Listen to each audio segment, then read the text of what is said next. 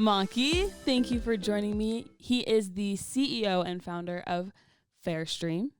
Welcome. Thank you so much, Bri. Of course. Luke, I want to get started at the beginning. Talk to me about your life, growing up, going to school, and how you got to where you are today. Yeah, you bet. So I was born in Cape Town, South Africa, and grew up in Cape Town until I was 12, moved to Krugersdorp up north by Johannesburg. It's a small hole-in-the-wall mining town. I went to Krugersdorp High, and then I had the opportunity when I was 18 to come over to the States to play rugby. And so came to the States to play rugby, did pretty well. We beat Highland in the national championship and ended up getting approached by some university coaches out here to come and play. So that was my ticket to university in the States. Ended up, playing at BYU for 4 years, had a good run there, and started at LinkedIn after school. Worked at LinkedIn for 3.5 years and founded Fairstream right out of my job as an account executive there. So talk to me about Fairstream. What is it? What's the purpose of the platform and what inspired it? Yeah. So when I was at LinkedIn, I was selling their talent solution. So think all recruiting software, the ability to access their database, their job postings, their talent branding, the whole deal. And I was selling to small to medium-sized businesses. A lot of it was startups. So we actually happened to sell to Quibi, who scaled really fast. I started meeting with them when they were 27 employees, and we helped them scale all the way up to 200-plus employees.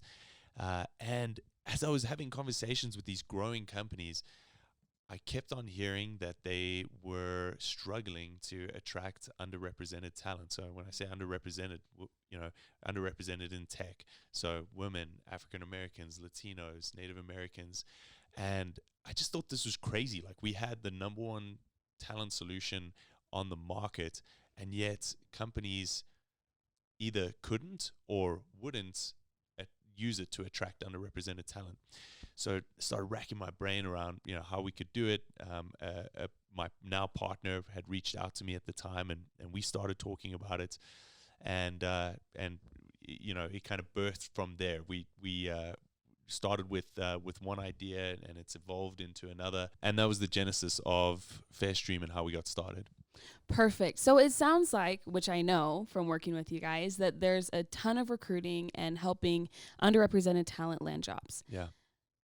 This has been a huge problem, as you mentioned, of companies being able to find and recruit underrepresented talent. So what does Fairstream do differently, and how are you able to ensure that you have that audience for these companies to pull from?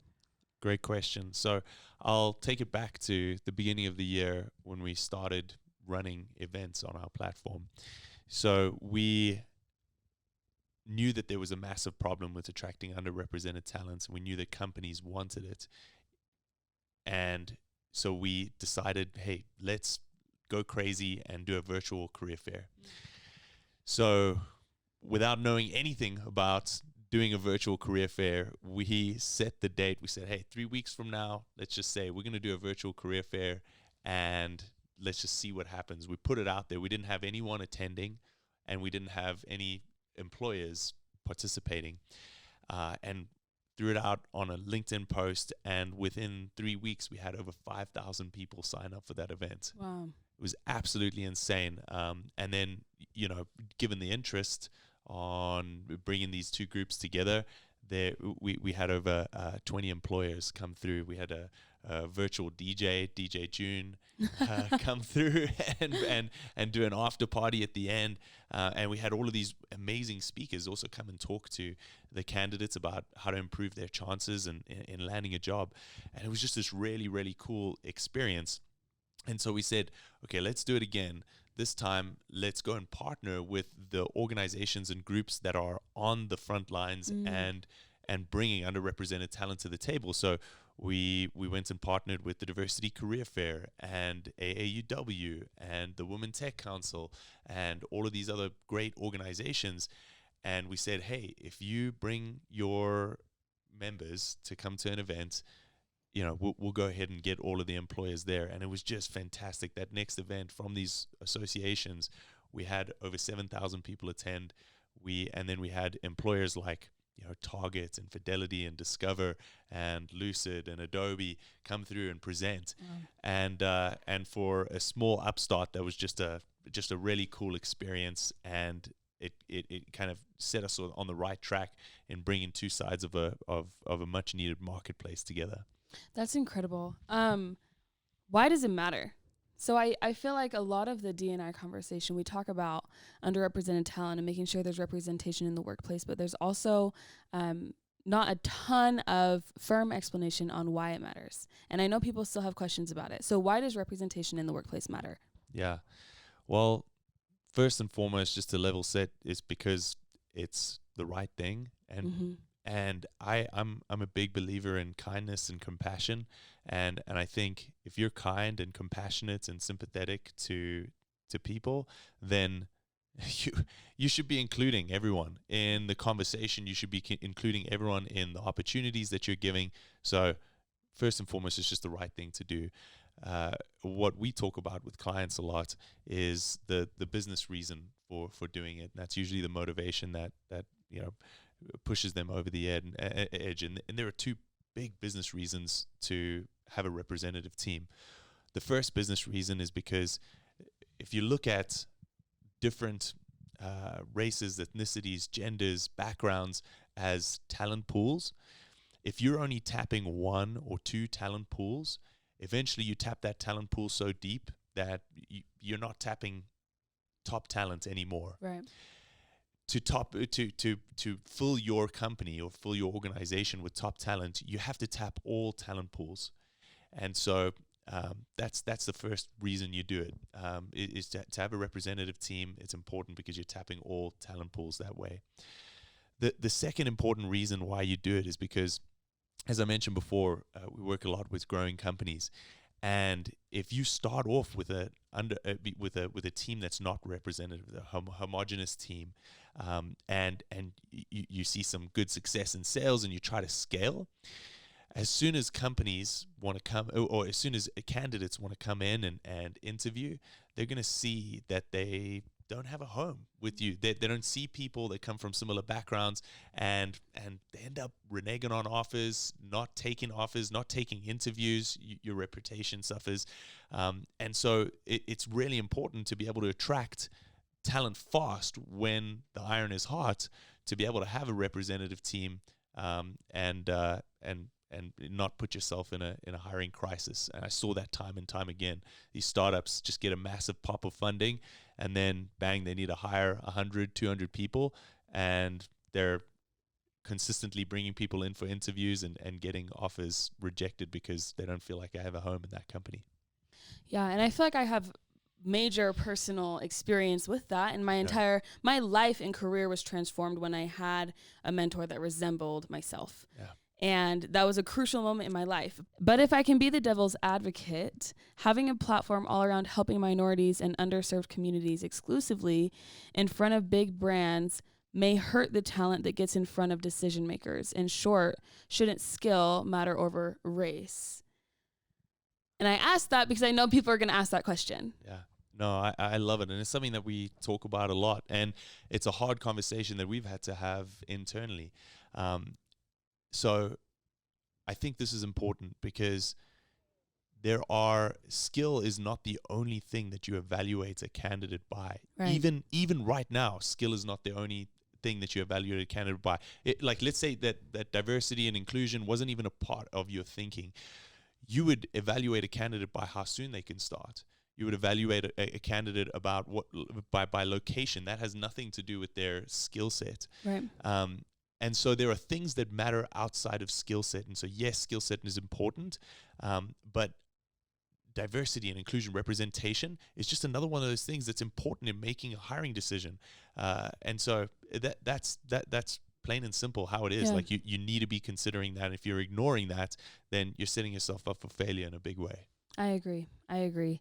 So let's kind of dive into the difference between an inclusive culture and an exclusive culture, which I think kind of plays nicely into your last response. What is the difference? Because as we're making these efforts to have more representative and inclusive workplaces, what how can we visually see, understand, and avoid an exclusive workplace? Yeah. So I think laying the groundwork at your organization is just creating a culture of kindness and compassion. So I come back to that point that I mentioned earlier. It's all about, just being a good person. And if you're a good person, then you're ready to scale and open your opportunities up to other talent pools and groups. The way that I like to think about it is if somebody comes and knocks on your door in the cold, which there's a lot of people knocking on a lot of companies' doors figuratively in the cold this year. If those people are knocking at your door and saying, "Hey, can I have a place to stay?" You're not going to say, "Just a minute," and then go up and make the bed and do all of these things. You're going to let them in, sit them down in your living room, and then you can talk to them about what they need. And so the important thing is just having kindness and compassion, going ahead and attracting and recruiting folks from different talent pools, and then once they're in your organization, listening to them and having conversations on a regular basis, and then things tend to work themselves out. If people feel heard and you're willing to make changes, then the organization moves in a way that's best for everyone. How have you seen the benefits of this in your own life? Because I think there's a lot of struggle and confusion around how to effectively incorporate efforts of D&I into startups and smaller teams. So how have you seen it personally benefit Fairstream and your career in general? Yeah. So I'll start off with my career, and then I'll tell you a little bit about Fairstream. So I grew up in a family where no one had a college education, and I wasn't exposed to tech at all. And when I came to the States, play rugby and go to school, because I had no exposure, I had no idea what I wanted to do or liked or would be successful at. And so I went through this process of discovery, and to the best of my knowledge, I picked a couple companies that I wanted to work at that would be moonshot companies, and I got to work. The crazy thing is that at those companies I had no connections, but here's what made the difference. Someone that came from a similar background to me went ahead and told me a little bit about what it was like to work at that company. They got on a phone call and told me about interview tips. They walked me through the process, and those simple phone calls made all the difference. By the time I got to the interview, there was language changes that I made to help people understand what I had done in my past. They had they were familiar a little bit with who I was because I had interacted with someone from their company before, and it made me that much more likely to land the job. And I ended up landing my moonshot job out of college at a tech company in Silicon Valley, after having no experience with tech and growing up in a small mining town in South Africa. And so that's the leap that you can make if you have access to someone that can just tell you about what those opportunities are, and help you that way. So the way that it has benefited Fairstream is just that. So time and time again, we're still a lean team, and so we haven't hired past our initial team, but what we've seen, and a company that I can talk through a little bit here is, in a Latinas in Tech event, they came through not knowing what to expect, had tons of candidates gain awareness about opportunities that they had. And then they had, over 8 of those candidates go through and apply to jobs. And whereas they never would have been exposed to those opportunities before, they made it through every stage of the interview process and are now making hires from that group. And so, what's really exciting about that is that, just by literally giving some time to tell people about an opportunity, you've made your company that much more representative and given opportunities to folks that wouldn't have had it before. Absolutely. You mentioned earlier when you were talking about your time landing a moonshot job, that you had some people at the company reach out and kind of give you interview tips and little secret advantages to help you in your job placement process, right? Could you share some of those tips for those who are listening who may be looking for a job at the moment? Yeah, you bet. So one of the tips that I found out early on was that having someone internally that could champion you can make you that much more likely. Now I've learned what the actual number is 15 times more likely to land a job. And so what that means is, if you have someone to literally just tell you about the position and then refer you to that open position through their company system. And for those of you who don't know, tech companies especially, and most companies now, they have these referral systems where an employee can generate a custom link that would link back to them if to allocate a referral bonus. But if you apply through that link, then they're tied to that, right. And so that's their reputation on the line. It's also a referral bonus for them if they get you hired. And so the tip that I learned is like, one, you got to get a referral if you get to these companies, and then two, leverage that person more than just getting the referral. So talk to them about what the language people use in that organization is. Like, talk to them about like what the day-to-day of the job is, and that way what's going to happen is you're going to get a leg up in the resume stack because you know someone you got referred. Two, when you interview, you're going to know their language. You're going to be able to talk the talk. And then three, that person, because they're tied to a referral bonus, is going to go and champion you to the recruiting team and to the hiring manager, because guess what? They get $2,000 if you get hired. Right. And so you've got that going for you. So that's what tends to happen if you follow those tips. We've talked a lot about, in a sense, mentors, right? You link in with someone who's at a specific company, they give you tips, and you can have a leg up on getting a job. And I think it's important to have mentors and role models in kind of every aspect of life, right? So as far as companies go and looking at D&I efforts within companies, what struggles do you see leaders having? This is a good question. I think the biggest struggle that leaders have is,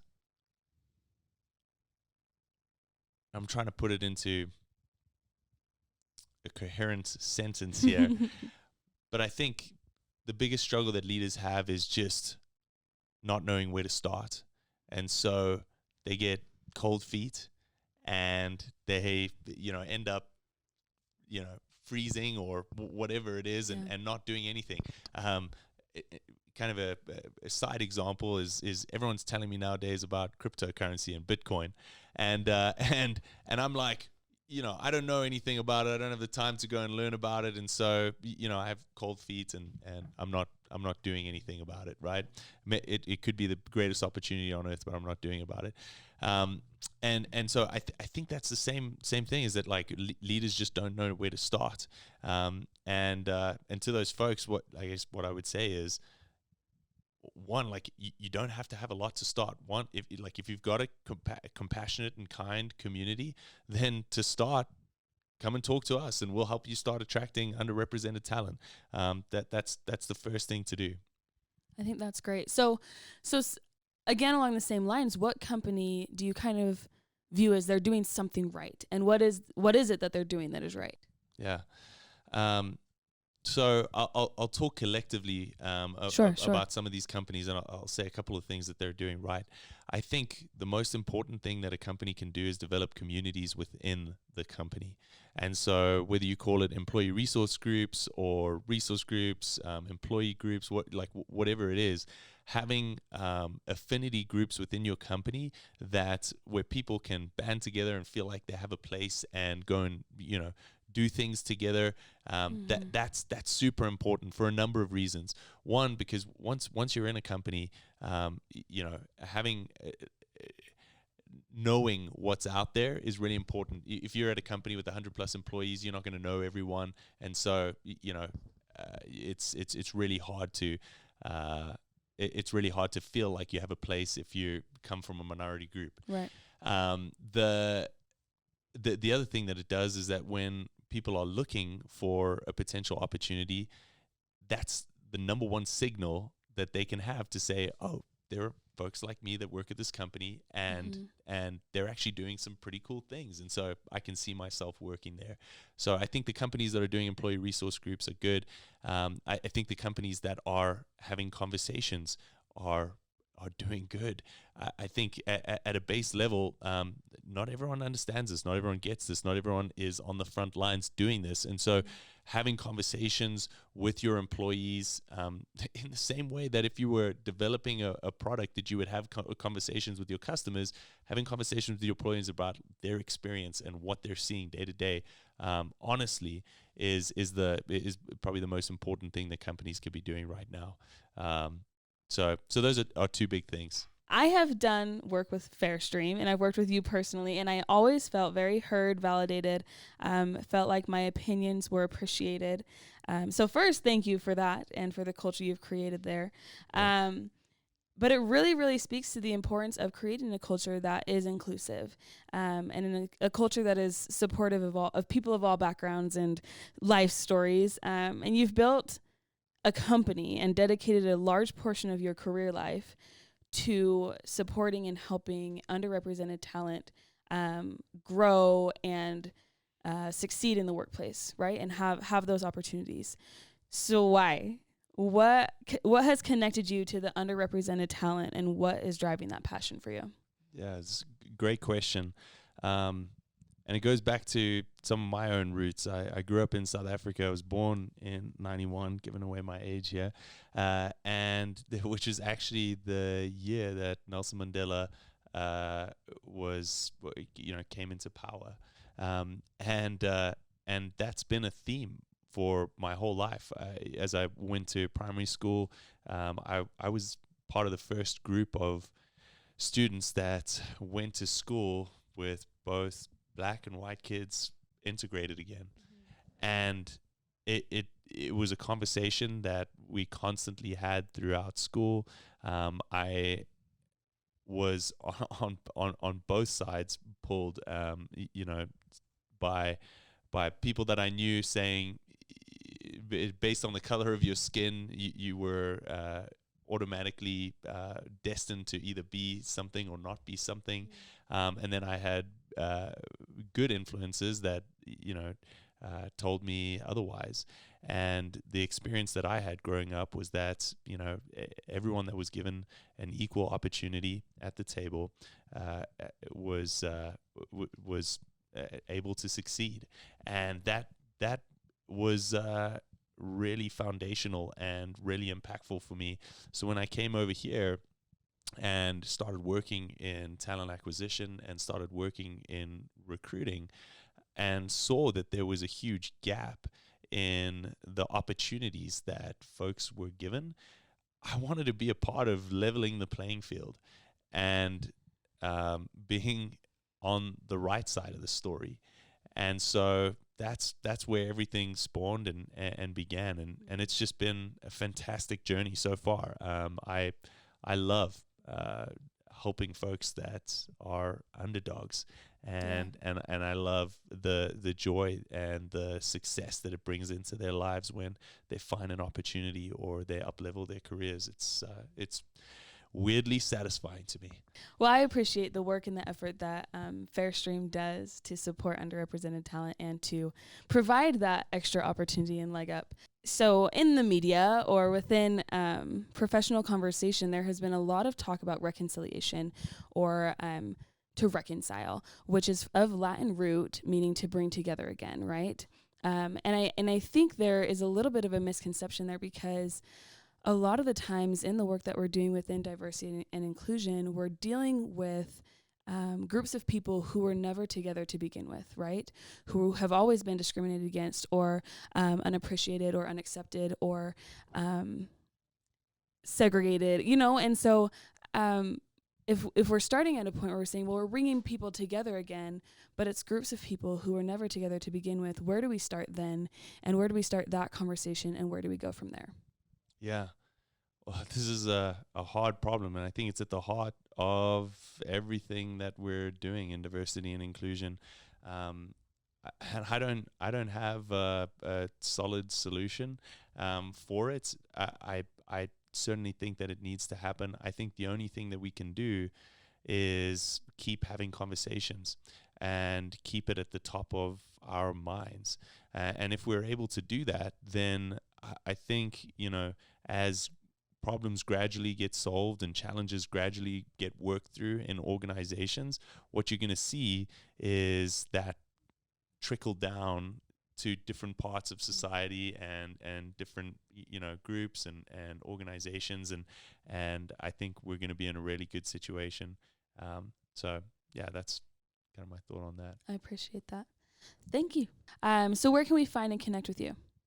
Yeah, so you can find our websites in the show notes for today, tryfairstream.com, and you can go ahead and connect with me on LinkedIn and let's have a conversation.